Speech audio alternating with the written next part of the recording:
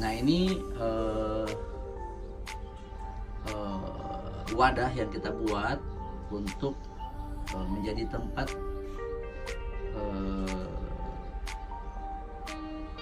apa lagi namanya, menjadi tempat budidaya yang simple dan sederhana, yang siapapun bisa lakukan, siapapun bisa buat. Kita hanya menggunakan wadah bekas cat ukuran 25 kilo. Nah, kita buat modelnya seperti ini teman-teman ya. Ini kita bisa lihat magotnya, larva yang masih muda banyak keluar dari sini karena di dalam sudah banyak kelihatan. Nah, modelnya sangat simple kayak gini, menggunakan satu kaleng bekas ya, cat. Ini kemasan 20 kilo ya, 20 kilo. Kemudian gunakan 2 botol bekas aqua, air mineral ya, seperti ini, yang besar yang di bawah, bisa juga yang besar di atas, bisa pakai yang kecil. Nah, modelnya kayak gini. Nah, kita hanya buat seperti ini, nempel kayak gitu ya. Wow, banyak ininya, banyak magotnya. Nah, perlu teman-teman ketahui kalau magot yang masih muda kayak gini proteinnya sangat tinggi, bisa sampai 60% ya, 60%. Jadi kalau ini dikasih ayam atau dikasih ikan, pertumbuhan sangat cepat, karena kalau protein tinggi itu memicu pertumbuhan. Karena kita budidaya ikan kita, udang kita itu cepat besar, termasuk burung ya. Nah, kayak gini, buat kayak gitu simple saja ya. Tutupnya kayak gini dipasangi, dan botol ini di lubang-lubang kayak gini supaya itu menjadi tempat keluarnya aroma yang menyengat, yang disukai maggot, sekaligus tempat masuknya lalatnya. Nanti lalatnya masuk ke situ, ke dalam, tertarik ke dalam, dan bertelur di dalam, karena dia akan meletakkan telur di daerah yang ada makanannya ya.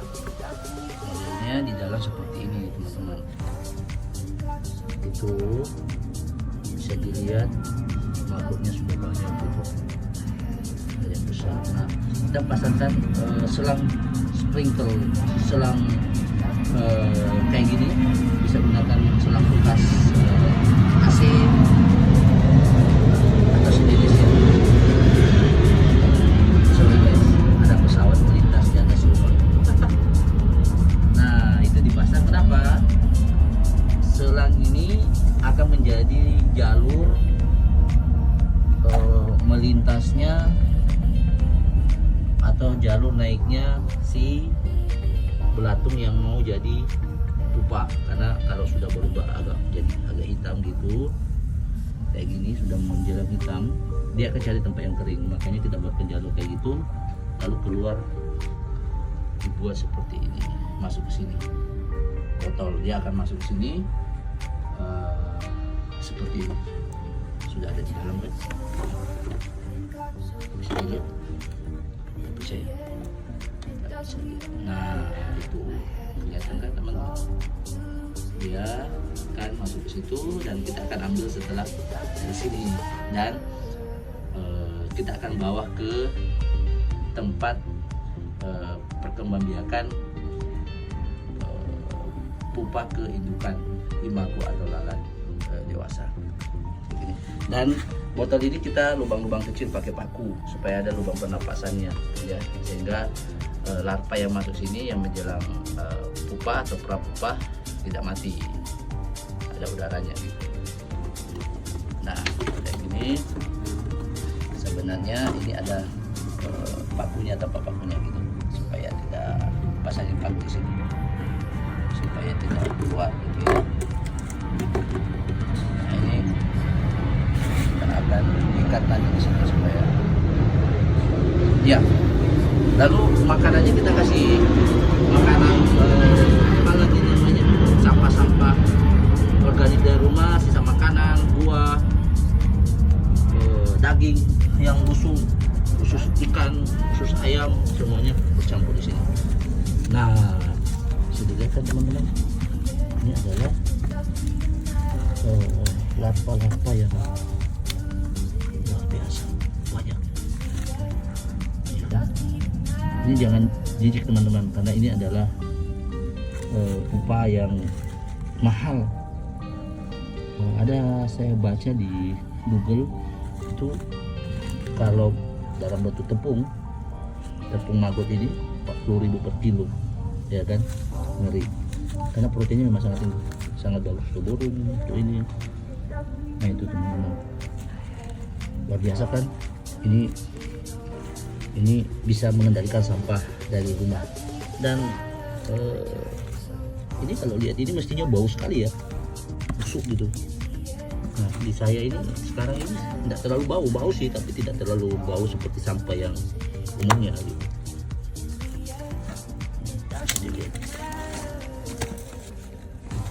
Ini dia guys, bukan? Nah dalam skala besar, sisa-sisa makanan dari maggot ini bisa jadi kompos. Jadi saya biasa menyebutnya maggot one action many benefit, ya, satu aksi banyak manfaat, biasa kan. Nah kita simpan daun kering, daun apa lagi namanya, daun pisang. Kenapa kita simpan daun pisang yang kering di atas makanannya? Supaya nanti si indukan kalau datang bertelur, karena di sini di sekitar ini sudah banyak lalat dewasa yang berterbangan cari tempat bertelur. Nah dia akan bertelur di tempat kering di dekat sumber makanan telurnya nanti. Nah setelah menetas, supaya menetas, setelah menetas beberapa hari kemudian si lalatnya, si telurnya itu, larva yang masih sangat kecil itu akan turun ke bawah ke sumber makanan. Ya, oke teman-teman, itu video singkat saya bagaimana membuat tempat budidaya maggot yang sederhana, yang murah. Ya, semua bisa lakukan. Ayo teman-teman, kita lakukan hal kecil dari lingkungan kita, ikut mengendalikan sampah dan menghasilkan bahan pakan murah, kaya protein, dan juga sekaligus menjadi sumber untuk kompos untuk tanaman rumahan kita, terutama bunga kita. Oke, terima kasih teman-teman. Ya, ini adalah kota atau media atau tempat pengembangbiakan pupa menjadi imago atau menjadi lalat dewasa. Ini kita buat seperti ini, kenapa? Supaya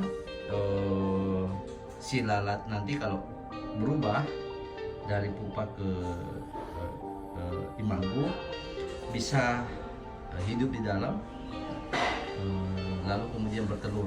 Nah kita sudah siapkan tempat bertelurnya seperti ini. Nah ini kita bisa lihat yang di dalam itu ada kayu es krim ya, kita sudah ikat kayak gitu. Itu tempatnya bertelur nanti si imagonya. Nah kita masuk ke dalam. Ini tempat sederhana. Nanti kalau skala besar kita buat dalam bentuk ukuran minimal 1 kali 1 meter atau 1 kali 2 meter. Ini kotak sederhana, kotak kecil karena masih tahap pemula, tahap belajar juga. Ya, ini ada 2 wadah di dalam. Yang satu ada daun pisang kering yang dipotong-potong sama kertas ya, kertas. Ini kita buat seperti itu supaya menjadi tempat atau selimut yang hangat buat larva prapupa yang sudah berubah menjadi warna hitam. Karena kalau pupa yang larva yang sudah warna hitam itu sudah tidak lama lagi merubah menjadi imago atau lalat dewasa.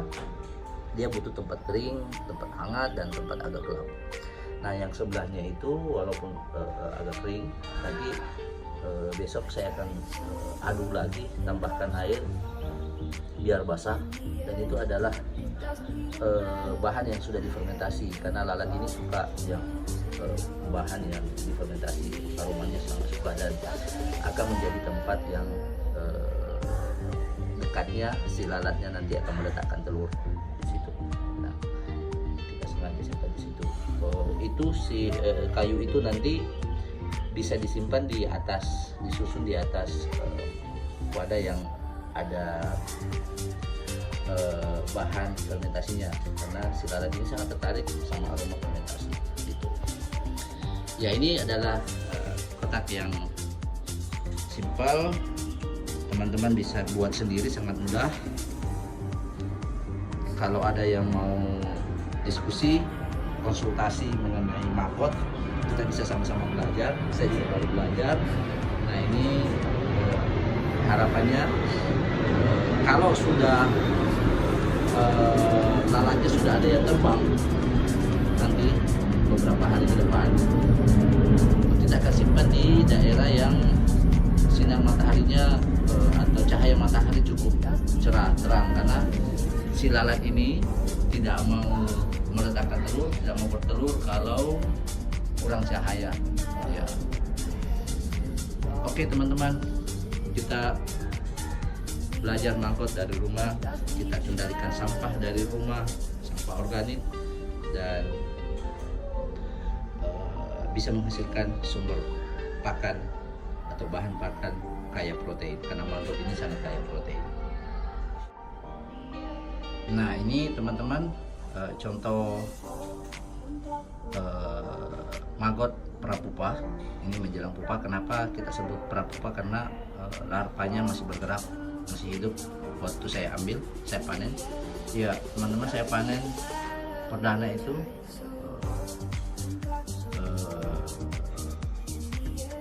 maggot ini pada tanggal 25 Mei 2021 yang lalu, dan saya surprise saja karena saya tidak membayangkan akan benar-benar menemukan maggot di halaman rumah saya.